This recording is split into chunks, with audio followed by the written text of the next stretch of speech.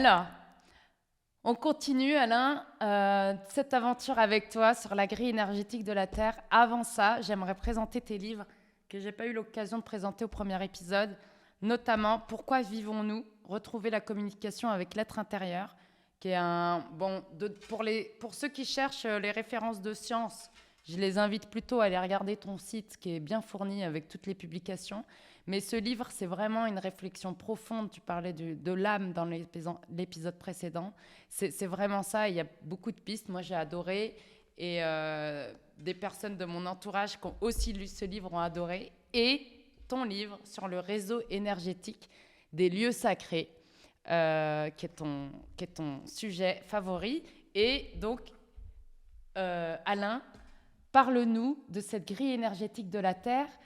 Et j'aimerais d'abord commencer par les premières recherches scientifiques qui étaient dans les années 70, que j'ai appris avec toi.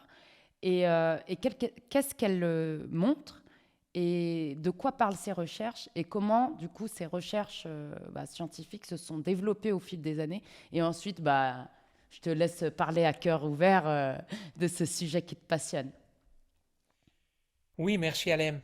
Euh, Déjà, moi, ça m'avait intrigué cette histoire de grille. Donc, je voulais comprendre d'où ça sortait, qu'est-ce que...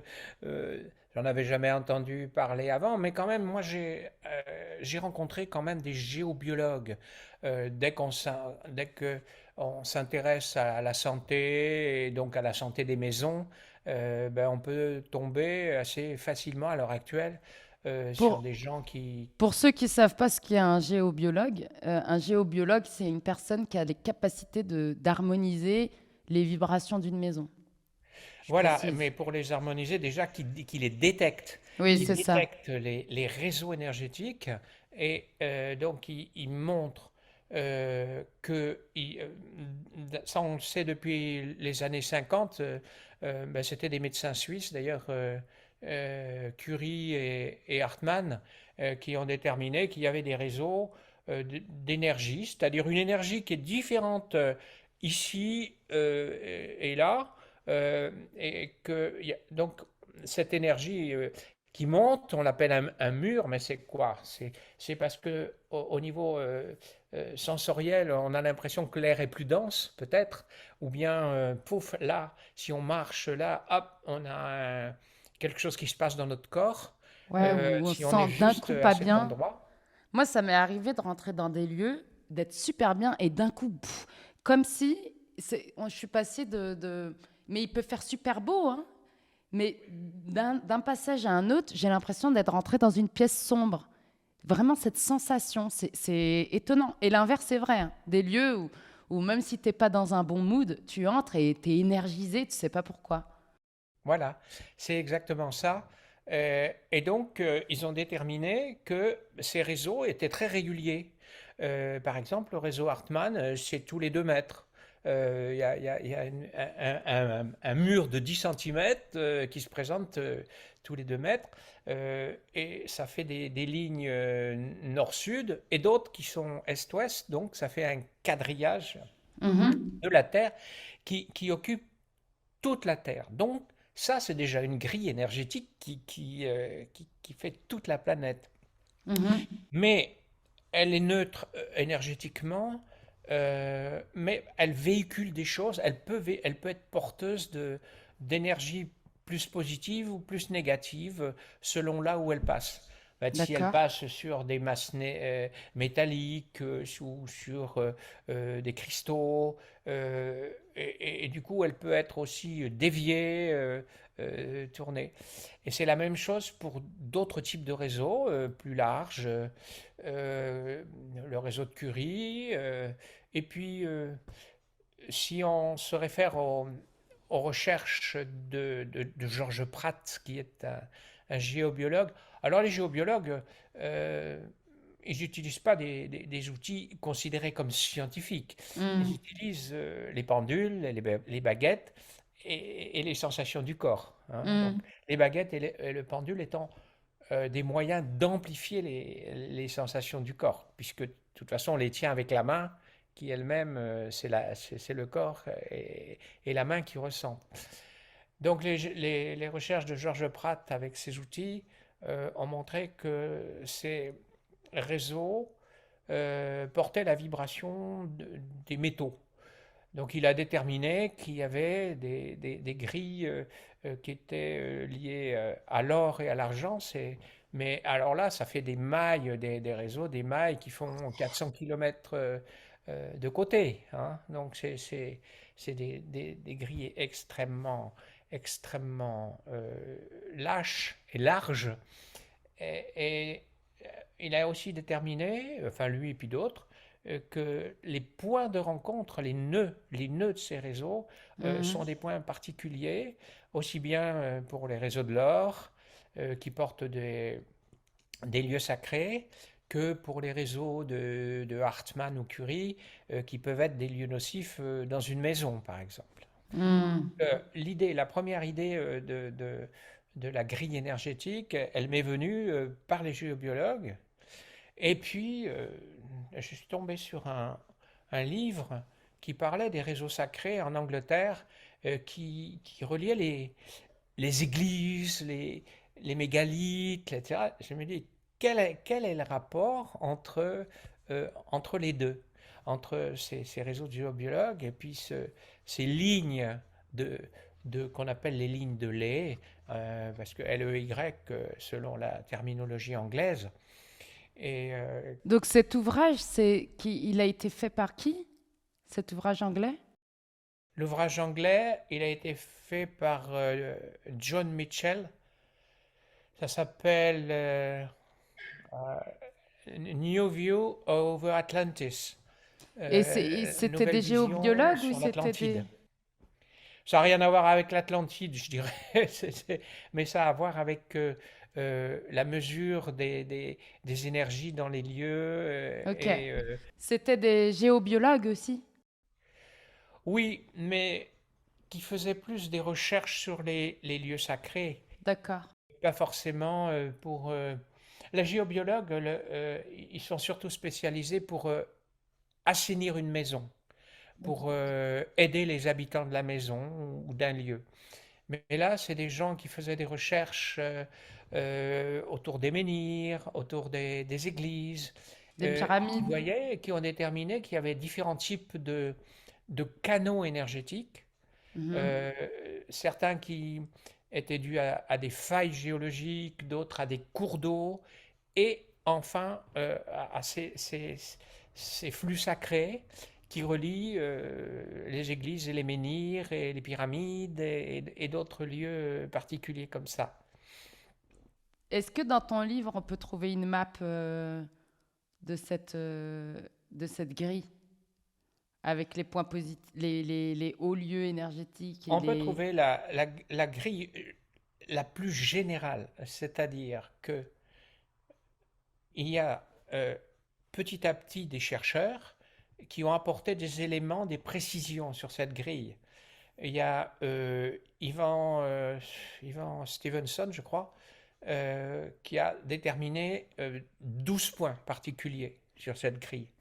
Ensuite, il y a trois Russes qui ont déterminé 62 points particuliers. Ces points particuliers, ils incluent les douze précédents. Et enfin, il y a un couple d'Américains en 1983 qui ont précisé ces 62 points en montrant qu'ils étaient construits comme un cristal. C'est-à-dire que cette grille, elle est faite de la superposition des cinq solides de Platon, c'est-à-dire les cinq polyèdres inscrits dans la sphère, qui sont le cube, l'octaèdre, le tétraèdre, l'icosaèdre et le dodécaèdre. Donc c'est surtout les deux derniers qui sont intéressants parce qu'ils sont les plus complexes et c'est leur sommet sur lesquels sont placés les 62 points qu'on vient de, de citer. Et donc dans mon livre, effectivement, c'est cette grille-là rapportée à la Terre que on peut voir. Ok. Et donc, du coup, tu peux nous citer des lieux particulièrement en haute vibration, dans lequel justement on peut aller harmoniser notre champ électromagnétique. Oui. Alors, ces lieux, alors d'abord, je dirais que la grille est vivante, faut savoir, c'est ça, c'est important. C'est pas figé, c'est une grille qui bouge. Alors elle bouge avec les cycles, elle se déplace avec les cycles des saisons et même la nuit et le jour. Elle peut être plus forte ou moins forte, mais aussi peut-être se déplacer. Euh, et elle bouge en fonction des grandes aires, c'est-à-dire qu'il y a des cycles de vie sur la Terre où elle n'était pas active comme maintenant. C'était par exemple plus le dodécaèdre qui était actif et maintenant c'est plus l'icosaèdre, à moins que ça soit l'inverse, je ne sais plus. Et donc elle bouge cette grille. Et c'était quoi la question?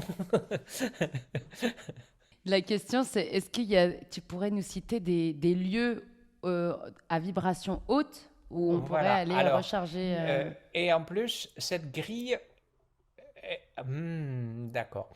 Alors, on va dire, elle véhicule une énergie. Et cette énergie a été utilisée à plusieurs choses.